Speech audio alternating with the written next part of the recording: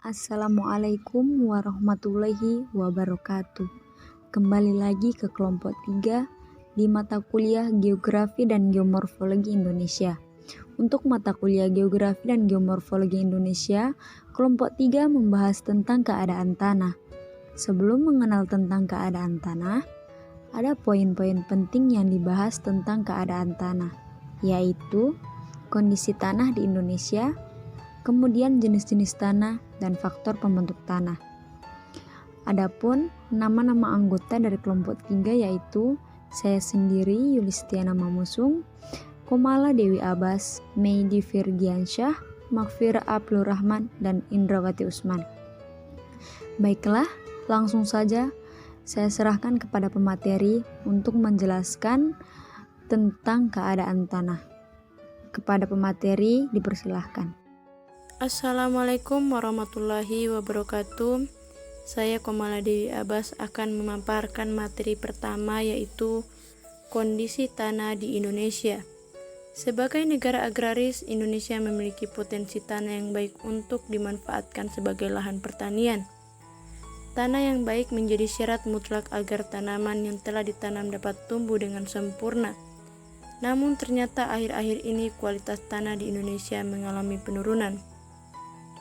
BBP 2PT dan Balai Penelitian telah melakukan serangkaian penelitian dan menyimpulkan bahwa kualitas tanah di Indonesia mengalami penurunan. Seharusnya tanah yang baik untuk menjadi lahan pertanian adalah tanah yang memiliki pH seimbang, strukturnya yang lembut dan agak lembab karena memiliki kadar air dan oksigen yang baik. Faktor-faktor menurunnya kualitas tanah di Indonesia diantaranya karena lahan yang gersang sehingga tanah kurang air dan oksigen, adanya penyerapan unsur-unsur kimia ke dalam tanah dan biasanya terjadi di sekitar lingkungan perindustrian. Baik, itulah pemaparan materi dari saya. Kemudian akan dilanjutkan oleh pemateri kedua. Assalamualaikum warahmatullahi wabarakatuh. Baiklah, saya akan menjelaskan tentang jenis-jenis tanah yang ada di Indonesia. Yang pertama, tanah aluvial. Tanah aluvial merupakan jenis tanah yang terjadi karena endapan lumpur yang biasanya terbawa aliran sungai. Biasanya tanah ini ditemukan di bagian hilir dataran rendah. Yang kedua, tanah andosol. Tanah andosol ini merupakan salah satu jenis tanah vulkanik. Ini terbentuk karena proses vulkanisme pada gunung berapi. Yang ketiga, tanah entisol. Tanah entisol ini jenis tanah yang terbentuk dari pelapukan material letusan gunung berapi seperti debu, pasir, dan lahar. Yang keempat adalah tanah grumosol. Tanah grumosol merupakan jenis tanah yang terbentuk dari pelapukan batuan kapur dan tufa vulkanik. Kandungan organik di dalamnya rendah karena berasal dari batuan kapur. Yang kelima, tanah humus. Tanah humus ini adalah jenis tanah yang muncul akibat tumbuh-tumbuhan yang membusuk. Yang keenam adalah tanah inceptisol. Tanah ini terbentuk dari adanya batuan sedimen dengan warna sedikit kecoklatan dan kehitaman serta campuran agak keabu-abuan. Yang ketujuh, tanah laterit. Tanah laterit ini mengandung besi oksida dan aluminium hidroksida. Ini dihasilkan di daerah lembab dan kesuburannya itu bervariasi tergantung pada batuan. Yang kedelapan, tanah liat. Tanah liat ini sering kita jumpai di berbagai tempat. Tanah ini campuran dari aluminium serta silikat. Ini terbentuk karena proses pelapukan batuan silikan yang dilakukan oleh asam karbonat dan sebagian dihasilkan dari aktivitas panas bumi. Yang kesembilan, tanah pojolik. Tanah pojolik ini terbentuk dari karena dipengaruhi oleh curah hujan yang tinggi dan suhu yang rendah. Ke-10, tanah potsol ini campuran tekstur mulai dari pasir hingga bebatuan kecil. Ini tidak memiliki perkembangan profil dan warnanya kuning hingga kuning keabuan. Yang ke-11, tanah pasir. Tanah pasir ini terbentuk dari pelapukan batuan pasir. Biasanya tanah banyak ditemukan daerah sekitar pantai atau kepulauan. Yang ke-12, tanah padas. Tanah padas ini cukup keras seperti batuan. Kandungan air di dalamnya tidak ada karena sangat padat.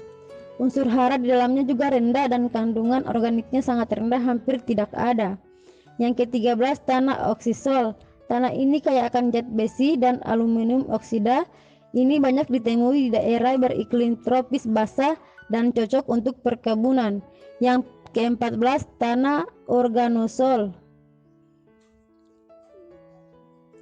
Tanah organosol ini disebut dengan tanah gabut. Ini terbentuk dari proses pelapukan bahan-bahan organik seperti tumbuhan atau rawa. Yang ke-15, tanah mergel. Tanah mergel ini juga berasal dari kapur, tapi kapurnya bercampur dengan berbagai bahan yang lain yang membedakan seperti pasir. Ke-16, tanah latosol. Tanah latosol ini terbentuk dari pelapukan batuan sedimen dan metamorf. Warna batu ini merah hingga kuning dan terlalu subur. Yang ke-17, tanah litosol. Tanah ini jenis tanah yang terbentuk dari proses pelapukan batuan beku dan sedimen. Ini memiliki butiran kasar dan kerikil. Sekian dari saya. Wassalamualaikum warahmatullahi wabarakatuh. Baiklah, saya Medi Firgiansyah akan melanjutkan materi berikutnya, yaitu faktor pembentuk tanah. Faktor pembentuk tanah terdiri dari 5 bagian, yaitu iklim, organisme, bahan induk, topografi, dan waktu. Yang pertama yaitu iklim. Unsur-unsur yang mempengaruhi proses pembentukan tanah utama yaitu suhu dan curah hujan. Suhu akan berpengaruh terhadap proses pelapukan bahan induk. Jika suhu tinggi, proses pelapukan akan berlangsung cepat sehingga pembentukan tanah akan cepat pula. Curah hujan akan berpengaruh terhadap kekuatan erosi dan pencucian tanah. Sedangkan pencucian tanah yang cepat menyebabkan tanah menjadi asam. Yang kedua, organisme. Organisme sangat berpengaruh terhadap pembentukannya tanah. Antara lain, yaitu membantu proses pelapukan, khususnya pelapukan organik, dan membantu proses pembentukan humus. Tumbuhan akan menghasilkan daun-daun dan ranting-ranting yang menumpuk di permukaan tanah.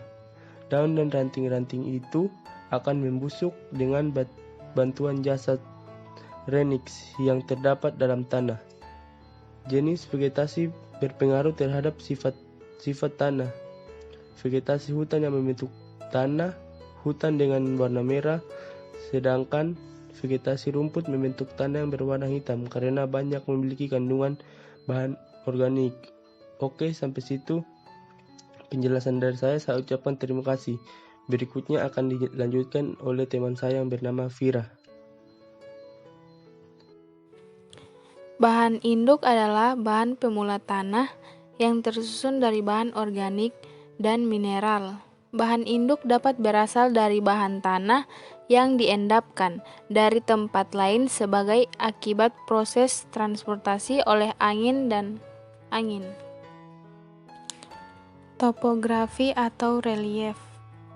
Topografi adalah studi yang mempelajari tentang bentuk permukaan bumi dan juga tentang objek lainnya.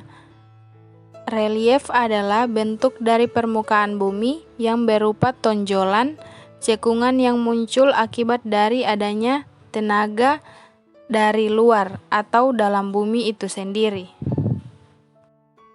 Waktu adalah suatu dimensi di mana terjadi peristiwa yang dapat dialami dari masa lalu melalui masa kini ke masa depan, dan juga ukuran durasi kejadian. Itulah tadi pemaparan materi dari kami kelompok 3 tentang keadaan tanah. Selanjutnya, jika ada pertanyaan langsung saja di kolom komentar. Jangan lupa mencantumkan nama dan NIM. Terima kasih atas perhatiannya. Saya perwakilan dari kelompok 3 mengucapkan banyak-banyak terima kasih. Wallahul muwaffiq ila aqwamit thoriq. Wassalamualaikum warahmatullahi wabarakatuh.